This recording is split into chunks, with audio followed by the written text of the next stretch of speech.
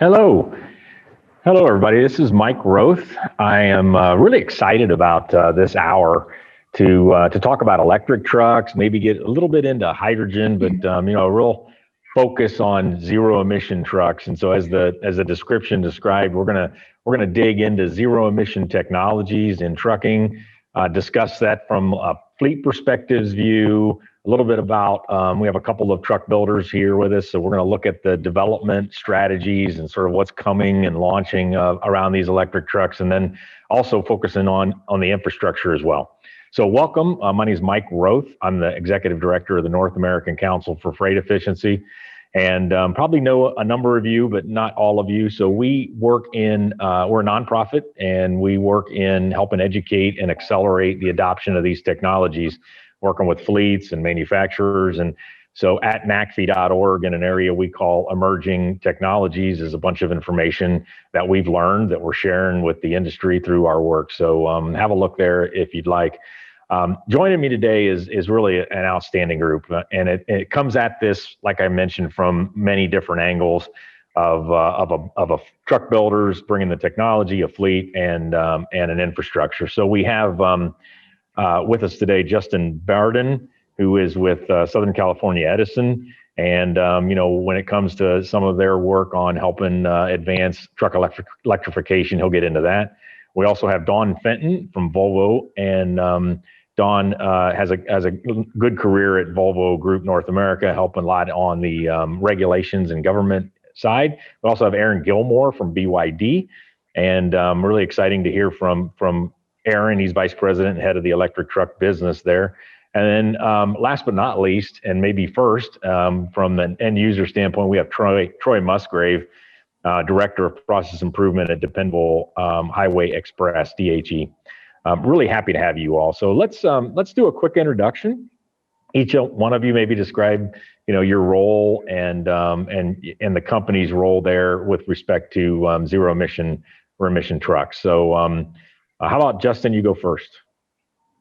Yeah, thanks, Mike. It's great to be here today and chat with everyone. My name is Justin Barton. As you said, I'm a program manager with Southern California Edison. This is a large utility covering much of Southern California and Central California. And I manage a program known as Charge Ready Transport at SoCal Edison. This program provides free infrastructure for fleets looking to electrify, all the way from behind the meter and up to the charging station for customers. It's a 5-year program funded with $350 million, seeking to electrify over 800 sites, supporting 9,000 new medium and heavy duty vehicles in the next 4 years. So excited to be here today and share some lessons learned with y'all. Very good. Dawn? Yes, good morning or good afternoon, depending on where you are. My name is Dawn Fenton. I'm the Vice President of Government Relations and Public Affairs for Volvo Group North America. I've been with Volvo Group just about 10 years now. I'm based in Washington, D.C., but I spent a lot of my time focused on California, both the policy and the technology developments that have been initiating there. And I've been very involved in the Lights project that I'm sure many of you on this call have heard about. I'm also looking at the challenges on this subject we're talking about today on e-mobility, and trying to look at what is necessary to make a conducive environment and a conducive marketplace for these vehicles. As we'll discuss today, Volvo excited about this. We've got vehicles ready to go, but the concern is about the environment and having the right policies in place to help make this a success, both for the environment and for Volvo. Very good. Aaron. Sure, thanks, Mike. Aaron Gilmore, Vice President and Head of the Electric Truck Division for BYD in North America. I'd like to thank CARB for having me here today and for promoting this initiative. BYD is a global manufacturing company.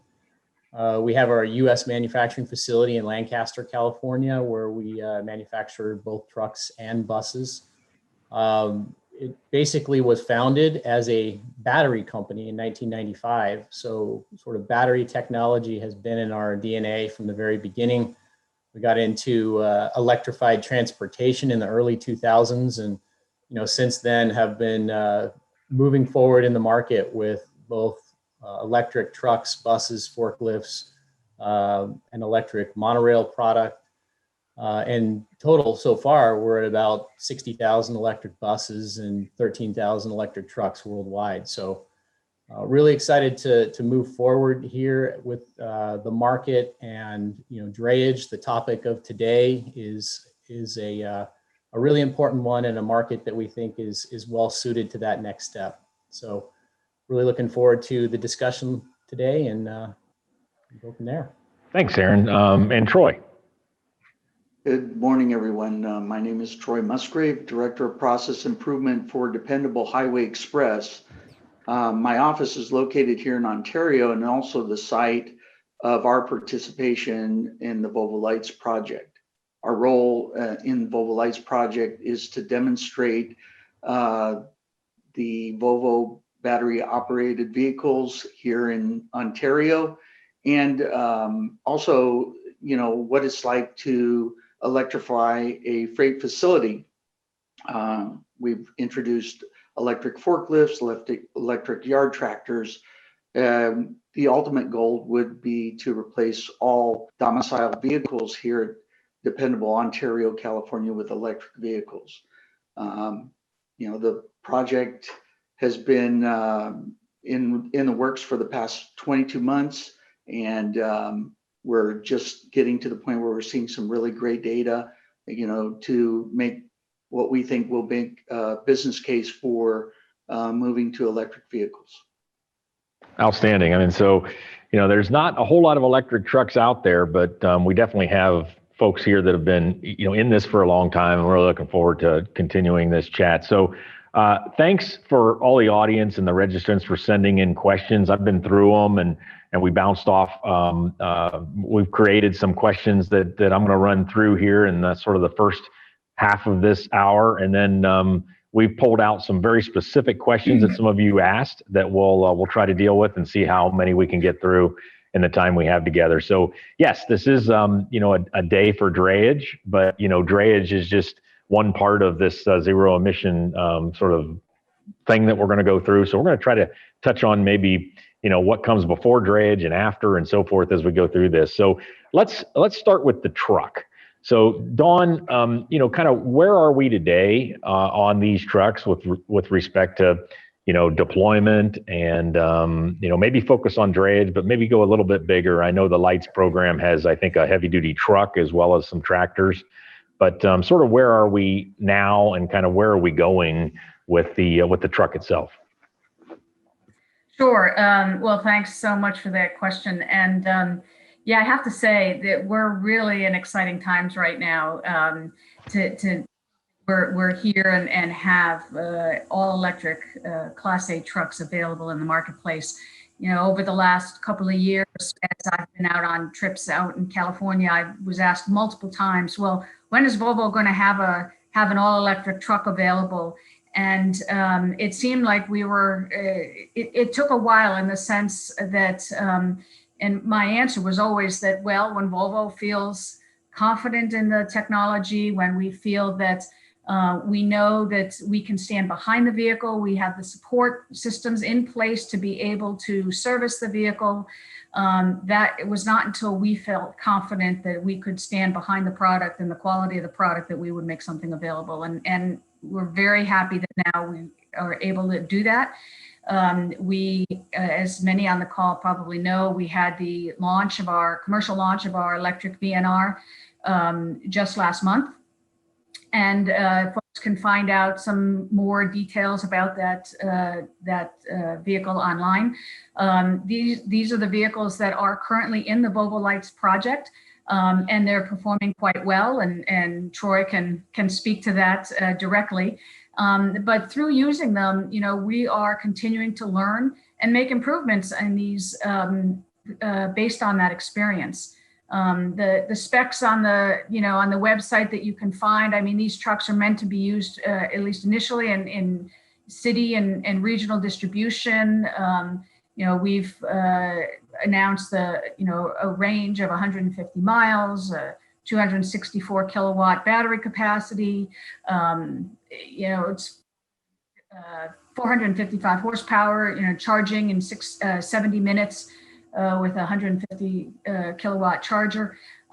So, the specs, and there's other specs there too that folks can find online.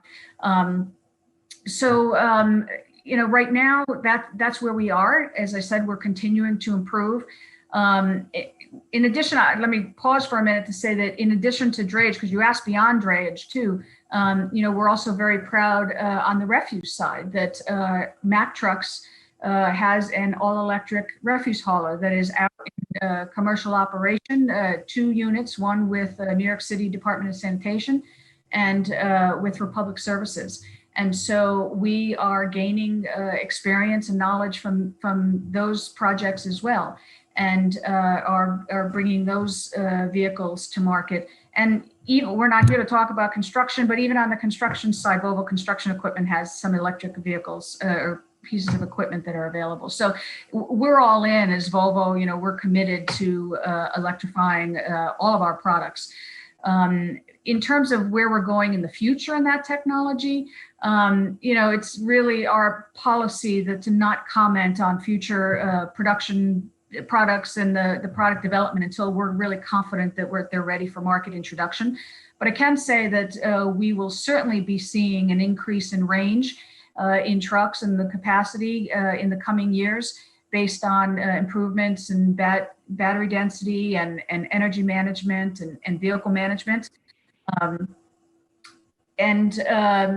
Throughout the even in the current testing, I mentioned before how we're learning from the Volvo Lights project. I mean, we've seen improvements already, even these last 22 months that Troy mentioned. I mean, we've already seen and put in place 2 step improvements in batteries. And so the feedback that we're getting from this is going to then contribute to our decisions on future designs. Yeah, that's really great. If I could just throw a thought in there. I mean, first of all, 150 miles, there's a lot of trucks that don't go more than 150 miles. We hear all the time, well, it ain't an electric truck unless it can go won't satisfy unless it goes 500 miles. Well, there are places, a lot of places where we don't need that kind of range, and we are in the very early stages of development. So we would expect, I won't hold you to any numbers, but we will expect, improvements coming. On that note, Troy, how do you think about range and sort of, in the operations that you do there with respect to that? Do you need more or less? I mean, do you use shuttle sometimes where you need, where this might limit you to maybe 1 run or versus 2, or how does range fit into what you're doing with electric trucks? Mike, you ask a very good question, and it's really a target on our list of data to compile, to identify where trucks can be used now. And we have a lot of confidence, as Don has mentioned, and, everybody's pretty much on the same page, that technology levels will advance and, we'll continue to pursue a greater range. But today, as you mentioned, Mike, there are duty cycles that fit the current electric models. We have other duty cycles. One of the things in our business, we do use trucks. In other words, we'll run them locally for pickup and delivery purposes. And then at night, we'll use them to move on line runs that could go as far as 500 miles.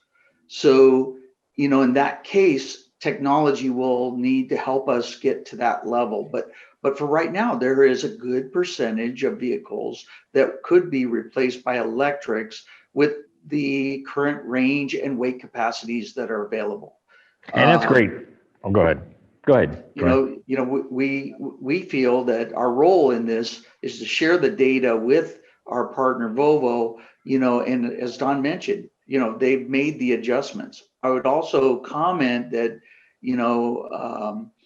when we, Don said, Volvo didn't want to let out a truck until they felt confident in its ability to run without problems.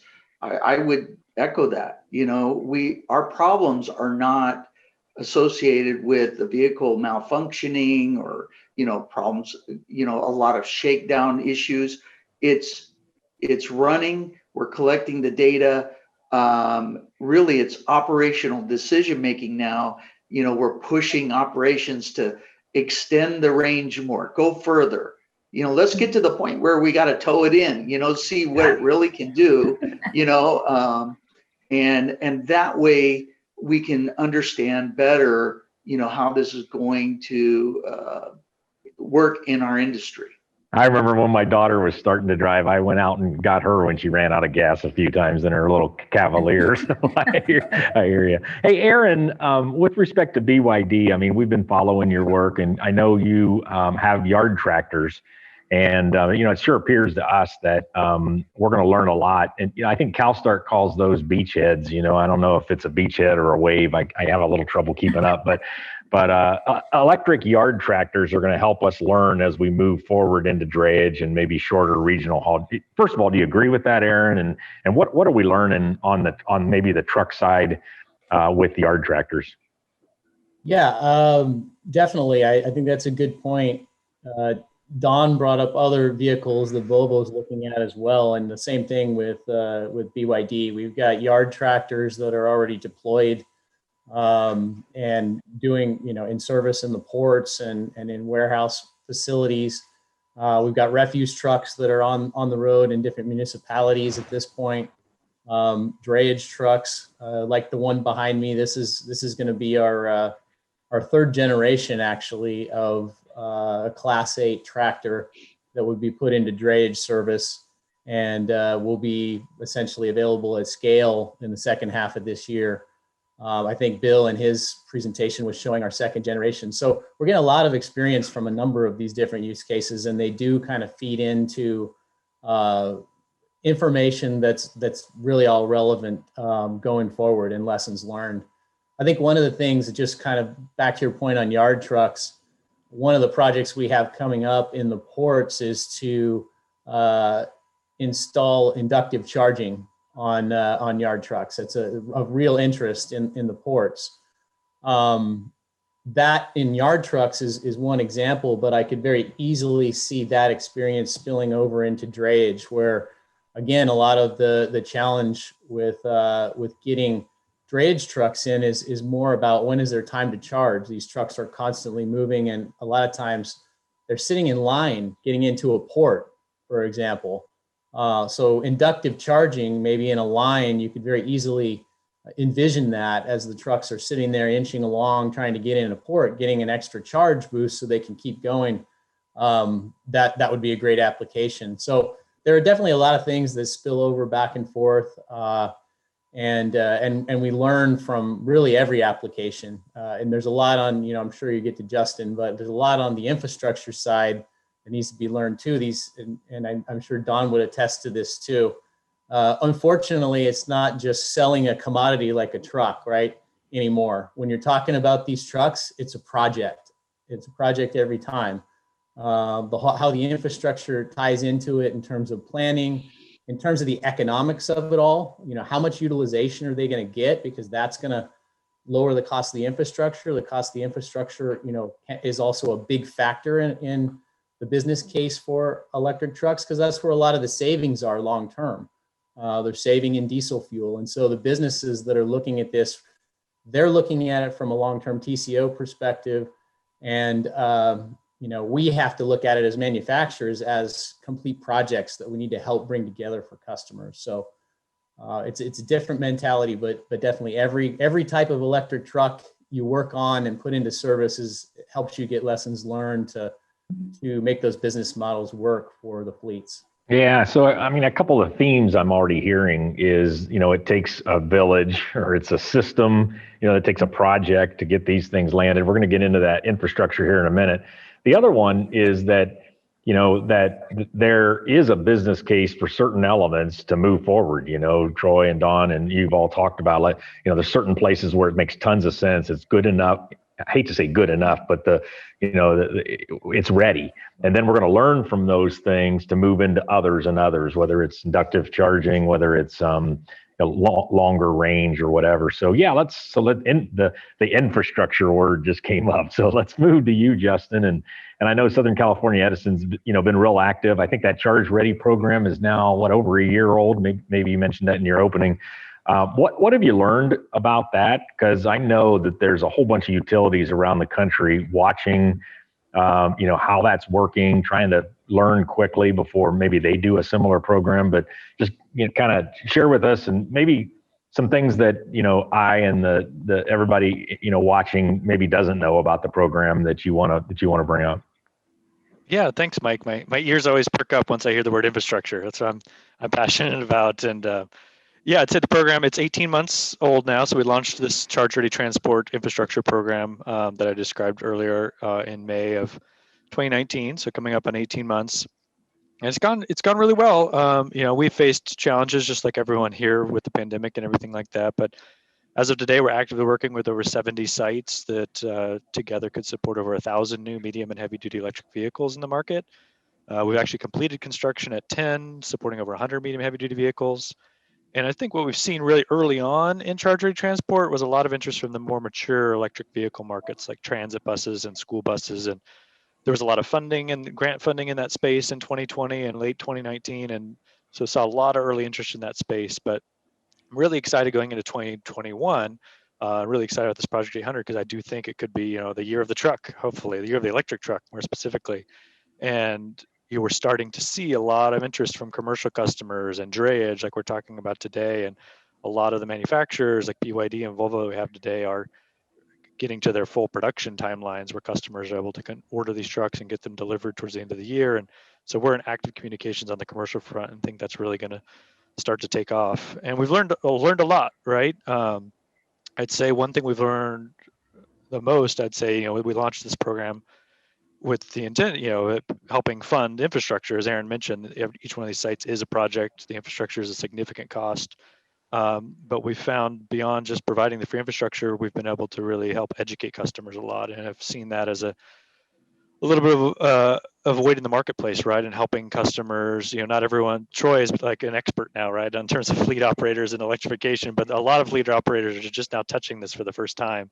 And they're experts in fleet operations, but trying to think about using a whole new fuel and what that means. We've been able to be partners there. And we provide our expertise on the infrastructure front and help customers brainstorm, okay, big picture, maybe they've got multiple sites. We can provide input on what site would be most cost effective. If they only have one site, we kind of weigh in on, hey, which location on your facility is going to be the most cost effective in terms of the relative location to our service connection and ensuring it works with their operations. We've learned a lot about just things that maybe people don't think about, like, well, where is the port location on the vehicle? And does that mean my vehicle has to back in? And is there enough room to turn around? And sometimes people don't realize with this high powered charging equipment coming in for drayage trucks, right? There's a lot of utility side equipment like transformers and switchgear and whatnot that can take up a good amount of space on a property. So we really partner with customers to figure out what's going to work for them. We all know drayage operations and commercial operations, right? Space is a premium. And so just trying to figure out how do we make these projects work within those operations. And then I'll say yeah, go ahead. Did you have a question? Oh. No, go ahead, Justin. Okay. Finish your thought. The last lesson learned I was going to highlight was just kind of looking towards the future, right? I think one thing we've seen, buying new trucks is expensive, putting in infrastructure in is expensive. And so a lot of customers kind of come to us with a project plan that's maybe like, hey, we're going to buy 2 trucks and we just want 2 chargers and we'll figure out the rest of it in the long term. And we really try to sit down with them and say, well, what's really your 10-year plan, right? Like, let's not do this piecemeal where you're having to come back to the utility every time you want to add 2 more chargers or having to dig up your yard again to put in 2 more chargers. And so helping them, and our program supports this, of looking out to 10 years and saying, okay, how many trucks are you really going to have? And let's partner together to set up the infrastructure so that you can continue to add on to this without necessarily going through this whole project again. Right. And so that's been something we've learned as well. Right. Very good. So all 4 of you have been somewhat involved with infrastructure, I'm sure. And so, and sort of probably learned a lot in maybe the last 6 months or a year. So, trucks will be different than buses. I know that it's good to learn from the buses, but specific to the trucks, And one of the things and maybe Troy, you could go first. One of the things that we've heard from fleets, which is good, is that the first one went really rough, but the second one went better, which means that we're gonna that even within a fleet we're learning. But maybe each one of you, and maybe coming back to you, Justin, for the final thought on infrastructure. What have you learned that you really want to share to do better on the second one or to help others? Troy? Well, my first thought is plan for time. You need time. It's not something that happens right away. Justin's absolutely right. You get subject matter experts from your utility to talk about placement, because where is the power coming to your property? Where is it going to be? The charger's going to be installed. How that design comes together and how the operation works on the property so that you get the most efficient flow. I think that collaboration is really important, and so utility plays a big role in that, and you should plan that. Give it the time it needs to plan that out. Another thing that I think is important to keep in mind, and in terms of the port, in this port project, there are different land uses. We have a drayage operation that we would consider electric vehicles for, but we still need to work with and collaborate with subject matter experts in the area. How do we deploy infrastructure, whether it's private or public? How will it be used? What are the remedies for leased properties? You don't own the property. How's the infrastructure going to be laid out in that situation? These are things that I think need careful consideration, and have answers for fleets. Because we need that before we can go forward.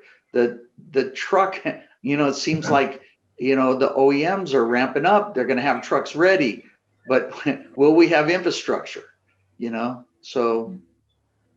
Yeah, I think that's what it feels like going into 2021. I mean, availability of trucks, and but it feels like not only we have the model announcements, but to Dawn's point and Aaron's point, I mean, not only have the models, but now we've got the support and we've got production coming, and now it does feel like the trucks might get there, and are we ready to charge? So Aaron and Dawn, from you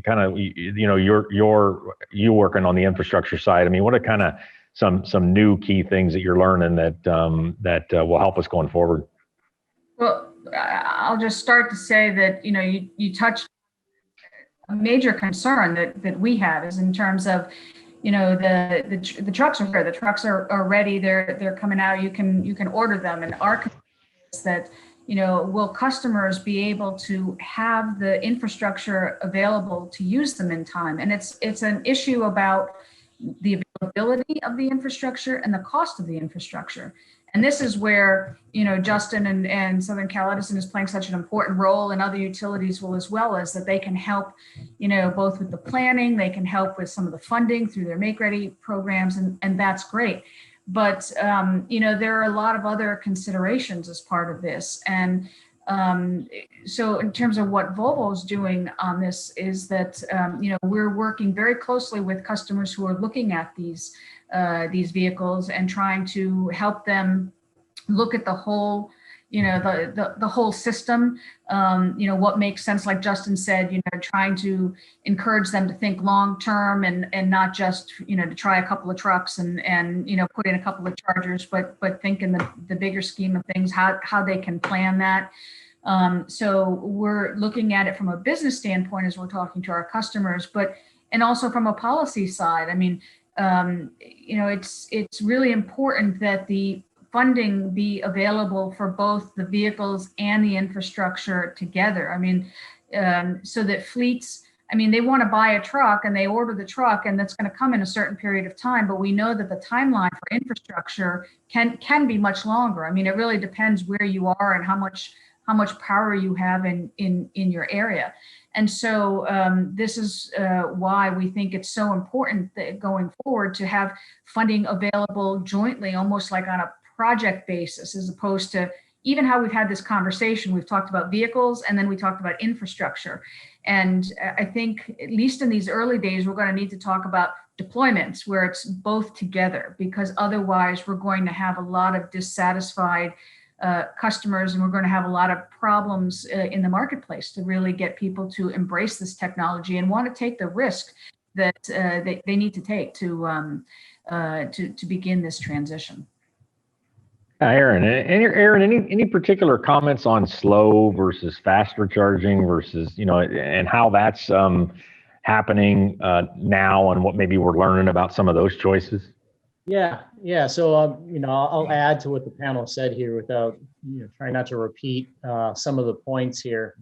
But that kind of gets to the point I was going to raise, which is you really want to understand the duty cycle and the work cycle of the trucks, because that will determine things like whether you just need something that's an AC slow charge, or do you need a DC fast charge, and how much do you need? The good news in all this is things are evolving quickly. The chargers that are available are evolving quickly. We're seeing like a lot more thought now put in by some of the charging companies to say, well, maybe we'll have this high powered fast DC charger that will ultimately have 4 guns on it. And if you have software that can balance that out, you could put anywhere from 4 to 1 truck on that one charger at a time, and you could charge it fast, you could charge it slow. And if you really know the duty cycle, you could have software manage how fast these trucks are charging, such that one, you're managing the load that SCE or the utility is seeing, and you're managing demand charges. You're also managing perhaps what SCE has to do in the first place, because is the peak load going to be 5 megawatts or is it going to be 2 megawatts on site? It's a big difference in their costs. And there are, I guess the good news on that is there are, because of this and because the market's evolving, there are companies out there that are, becoming experts in this and taking a view on it, creating the software to manage the loads, taking a view on LCFS credits and what the future value of those are, so they can bring that value forward and pay for the infrastructure up front, like Don's talking about, in terms of getting that upfront cost taken care of. So there are a lot of things out there now, and more tools available to fleets than these first few trucks they may have got out there. And not everybody wants to become an expert in infrastructure like Troy probably has been, in terms of fleets. So it's good to know that there are new companies with new business models that are trying to make that a lot easier for the fleet. They really can come to the table, work with the utility to get the behind the meter stuff done. They can do design and construction to do everything beyond the meter, get the chargers in, and then they could give a fleet really just as if they're buying diesel fuel. I'm going to give you a cost per kilowatt hour. It's going to be a long-term contract. That's that. So that option is coming to the market and is going to be, I think, really helpful for fleets as they go into larger deployments, other than just a handful of trucks here or there. Something that comes to mind is there's so much change and improvement going on. Does that get in the way of getting these projects done, right? I mean, when I went through program management school, it was, lock down a scope and then go execute. But if there's all these sort of things coming at you, like, different charging opportunities or new ideas around where you put the chargers and so forth, doesn't that have a risk of possibly delaying these projects even further? And so it's kind of like, just stop. Well, this is what we're going to do. Let's get it done. Is that happening in this area? Anyone? I definitely say we're pushing to get it done. We know that the technology is advancing, it's changing. I add to Aaron's comment, even the chargers that we installed, dynamic management of the chargers, not really there yet. It's being worked on. I'm very confident that it'll get there. But the first generation of what we've installed, has some things that we desire, or don't have things that we desire. But that's the whole point of this, right? To learn from it, make it better for the next deployment, the next wave. Otherwise, if we keep waiting for the best to be turned out, we'll never get started. Excellent point. Excellent point. Now, so back to you, Justin. Kind of close this circle, I guess. I mean, what's not been said around infrastructure as you work to continue this charger ready program and think about maybe the future?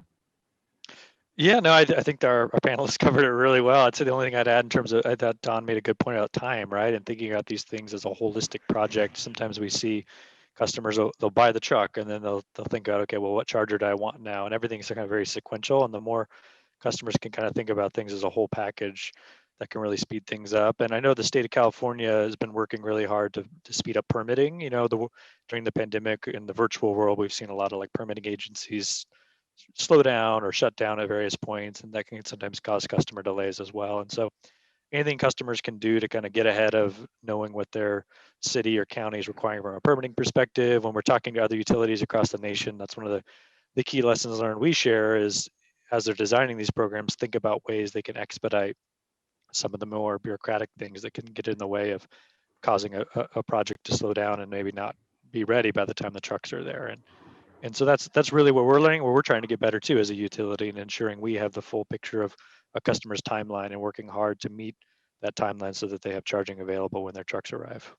Yeah. So Troy, I want to move the discussion a little bit. As I was going through all the questions yesterday, there were some that looked at the longer term and looked kind of at the, you said it earlier around, you're thinking about transitioning the whole site. So, to electric or all the trucks at the site. And so, in the last 10 or so minutes, we were kind of talking maybe more about these projects to get 1 or 2 or 5 trucks in place and how important it is to get those projects done and learn from them and so forth. But let's go out sort of in the future a little more. And Justin brought this up too as a comment a little bit ago around not only thinking about the one truck, but thinking about the whole site. And I also been to a lot of these sites. I mean, there's not much space already, right? So you still need to maybe fuel trucks with diesel, and you need to continue to park trucks. And so this transition from 100% diesel to a little electric to more and more and more. Walk us through how you think about that, Troy, and how do you how do you prepare for the future on something that's really like this different with respect to the operations? I mean, that seems to be really challenging, but tell us how you're doing it. Okay. In terms of our site here in Ontario, we have an estimated 10 box trucks that we run, or we have 10 box trucks that we run and that are domiciled here. We also have approximately 40 tractors. As I mentioned earlier, the majority of those tractors serve a dual use purpose. They run day and night, different drivers, obviously, but that's how we kind of use the equipment here. When it came to planning the infrastructure, we knew that we didn't want to just plan for the pilot only. Our pilot project with Volvo Lights is to pilot 3 trucks, a 1 box truck and 2 tractors.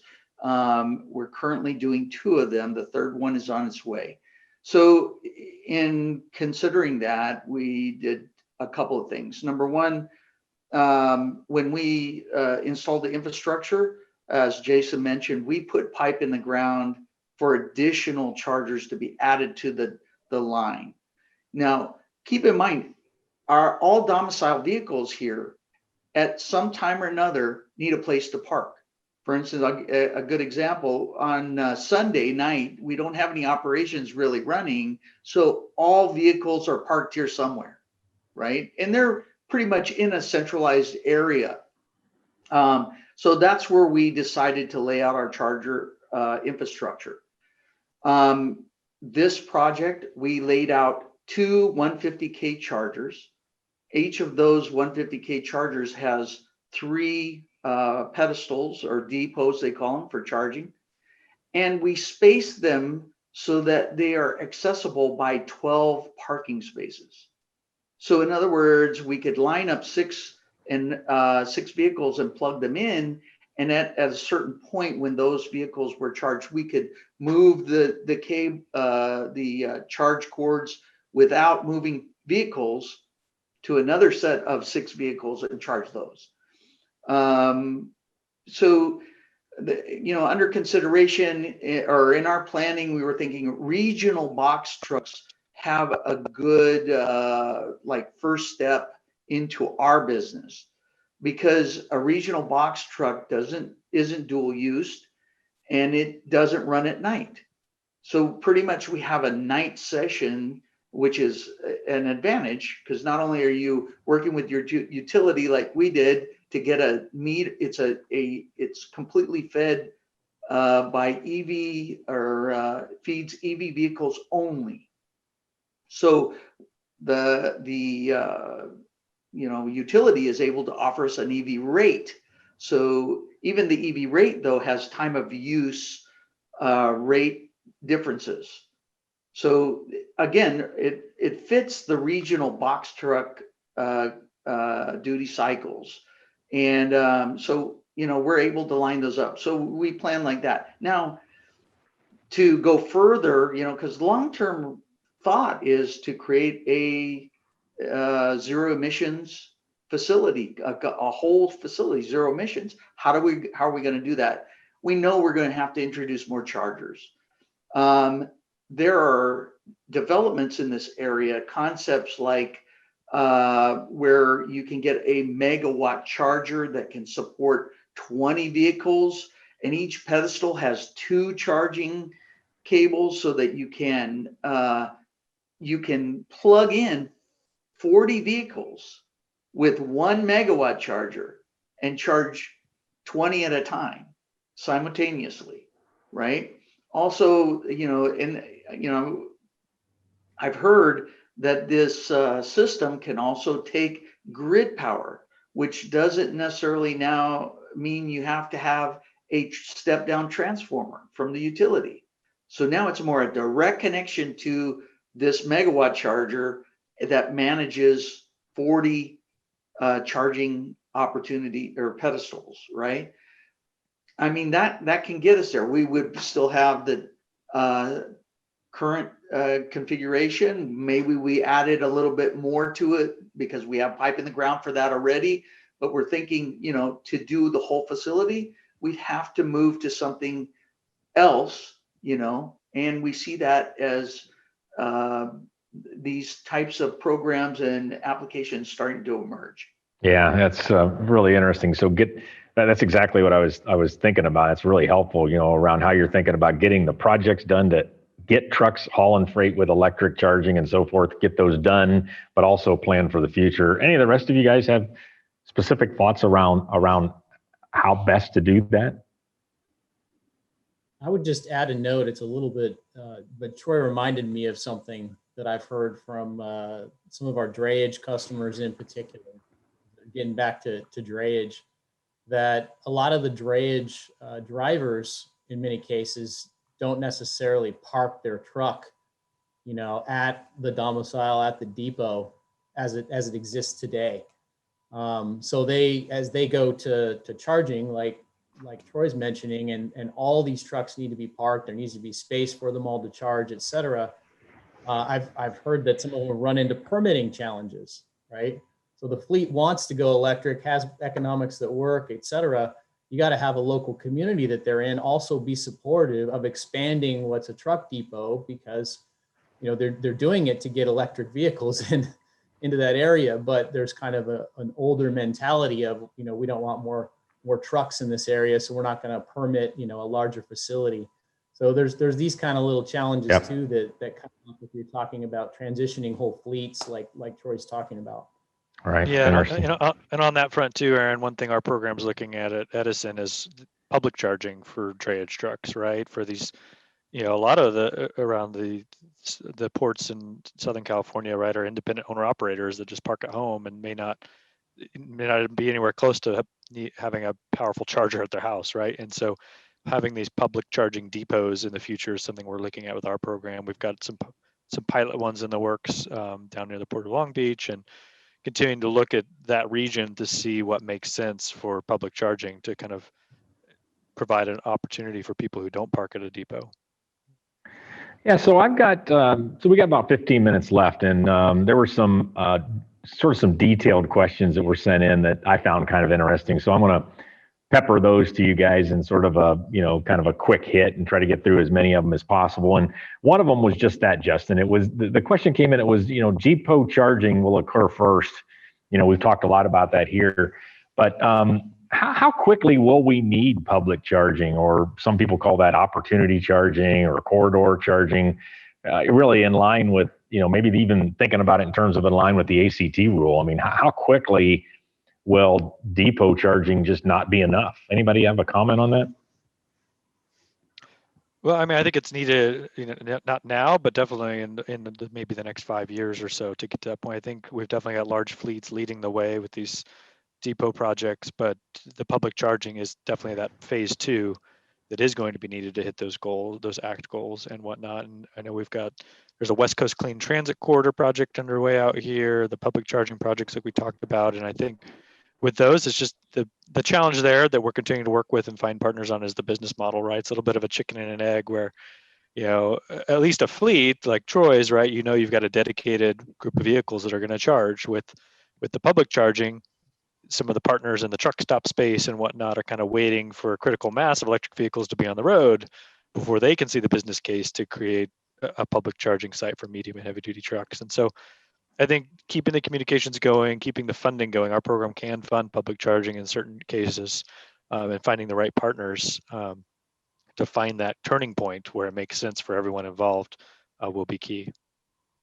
Yeah, I would just add to that, I think public charging is going to be very important. It's going to be really difficult, but I think it's going to be very important, especially because, so many of the drivers out there, whether they're doing drayage runs or other runs, I mean, they're not the big fleets. I mean, this is another thing that I am constantly saying in meetings that I'm in, that, the Walmarts and the FedExes and the UPSs and all of these companies, I mean, they're great and they're leading in this area and they are big fleets, but that is not the majority they're not the majority of our customers. They're not the majority of a lot of the trucks on the road. There's many more companies that have a small number, 6, 7, 10 trucks, or even 100 trucks. And it's going to be really hard for those folks. Those folks are not going to be able to put in their own major infrastructure investments. They're going to need to rely on public charging. So for this to really take off, it's going to depend upon getting some public charging out there. Mm-hmm, mm-hmm. All right, another question. I'm going to try to keep going here to get as many of these as I thought. Well, before I ask this question, I've been in this industry 35 years, and it's just been sort of, I'd say, beat into me. But I have learned that fleets make decisions based on money and total cost of ownership, payback. It's got to pencil out, 2-year payback, all that stuff that's been just burned into my psyche around every job I've ever had around trucking. So given that, but knowing that regulations are coming and electric trucks are expensive, the charging's expensive, it takes a lot of all of our time to make this happen, a good TCO is a little far down the way. So all of you, any of you can answer this, but the question specifically sent in is, how do fleets think about motivation to adopt? Is it just because they feel like they're going to get regulated and they got to do it? Or is it around some thoughts around payback and total cost of ownership? I mean, how are fleets thinking about that right now and maybe as we go into the future? What are you guys hearing? I'll tell you right up front, Mike, it's important, we to go beyond the pilot participation, we have to make a good financial business case for moving forward. That's not possible without the incentives and the support of the projects like Volvo Lights right now, because it wouldn't pencil out. We're not sitting on a pile of money that we can just say, let's just play around in this market and see what happens. We need to be able to make a good business case that says, hey, look, if we do this, we can save some money, or we can, perform as well as we are with the diesel, and, benefit our community by supporting those objectives, to clean the air and, make the environment more friendly to all the stakeholders in our community. You know, there's got to be some value in it to really do it. Why do we participate now? We participate now because we want to know what it's going to be like before the regulation hits and says you have to do it. You know, so we're fortunate in the respect that ownership here at Dependable Highway Express has a good interest in sustainability, you know, and, you know, allows us to take advantage of these opportunities. Just to add to that, I think what CARB and sort of other policymakers need to do to kind of give fleets like Troy's that visibility is really plan as long term as they can. So as they put regulations out, and they did with the clean truck rule, you know, show a 10-year plan of how that's going to develop. I think the same thing needs to develop on the incentive side. You know, you need a 10-year plan of incentives that are stepping down. Then a fleet can look at these things and say, all right, when are my trucks kind of getting ready to need a new engine or buy a new truck? And where does that fall in this plan of incentives versus regulation? And they can make a business decision. So that visibility is really what's needed. And I think the other thing that's going to happen that we're not all seeing yet is the other advantages of electric trucks will start to come to bear, that there may be other additional revenue streams that we're not even thinking about yet. You know, well, Troy's case, well, he's got a bunch of trucks sitting overnight charging. They don't even necessarily need all night to charge, right? So maybe if they pull in at a certain time, vehicle to grid charging can become something. If SCE wants power on the grid, wants storage available in some peak time between 7 p.m. and 9 p.m., and Troy's trucks are parked there with a 40% state of charge, well, maybe that power goes into the grid and he gets paid for that. And then the trucks charge later when the price of power is lower. So there's a lot of economics that are kind of evolving, and as technology is going, I think it's going to create some real opportunities that trucks can be not only there for goods movement, which they are, but they could be mobile power plants. They can be other things that are going to drive, you know, overall business to be creative here. Mm-hmm. Mm-hmm. Yeah, there needs to be a collaboration of inputs from both, you know, fleets and you know, the OEMs, the charge manufacturers. You know, these inputs need to be collected and analyzed together so that you can see how the business case makes sense. You know, I'm highly confident. I'm pro electric trucks, you know, and I know there's a business case in there. We just have to collaborate. We have to put all those data points together and prove it. I see TCO models. Southern California Edison has one on their website right now. It has come a long ways. I'm sure they're going to continue to evolve. You know, it will evolve, adding more data inputs. But you can, in concept, you can go there, put your inputs yourself. How many trucks? How far did they go every day? And calculate the fuel savings alone. That include not only the difference between the cost of electricity and cost of diesel, but the cost of or the addition of LCFS credits. Mm-hmm. So, you know, as the things like Aaron just brought up, you know, come to mind, we can add these types of inputs in there so that you can very easily go in and put your fleet information in there and, you know, extract a business case for changing to an electric vehicle. Yeah. Here's another question that came in that, I mean, I didn't even have, not that I know I have an answer for everything, but I always have a little bit of an answer for everything. But the question was, how does renewable energy, so wind and solar in particular, how does that factor into electric truck deployments, you know, kind of now and in the future? So, I mean, I'm not even going to try to answer it, but I'm sure one of you guys can. But I'm going to speak up again. We put 864 kilowatt, you know, as part of the Volvo Lights project, we put up an 864 kilowatt solar system and a battery storage system to, augment our demand on the utility, to help, maintain a stable draw from the utility. I think it's super important that if available, whether it be the funds of the fleet or the project, to introduce renewable energy, and battery storage needs to be also considered. Microgridding is going to evolve as my projection. Microgridding will evolve and will play a key role. And think about it, just offhand, what if you set up a microgrid, and to Aaron's point, you're working with the city, the county, right? If there is a loss of power, you can share that microgrid with emergency services, emergency telecommunication systems.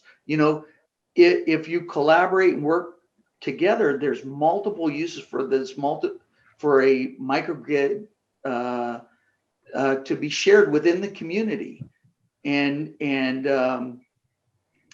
help make a business case for the cost of putting it in. Yep. Yeah, then on the grid side, I'll just add in, totally echo everything Troy said about the site-specific renewables is a huge help. And on the grid side, we view it as our mission to clean the grid, right? We don't want a bunch of electric vehicles out there all powered by natural gas or coal or whatever, right? And there's actually in California, there is a surplus of solar power on the grid in the middle of the day, right? And so how can we work with, obviously not every fleet's operations are going to align with that, but if there are areas that fleets can shift their operations and we can design rates to provide incentives to take some of that excess solar, I think that's another way that renewables and electric vehicles can support each other. I just want to add that, I've been sitting here listening and thinking that this conversation has really just further emphasized how complicated this is. And, we keep saying, it's a new, or at least I keep saying it's a new paradigm. You're not just selling a truck anymore, it's a whole system. But it's really important. We've talked about how it affects Troy's operations. He's got to think about his operational planning.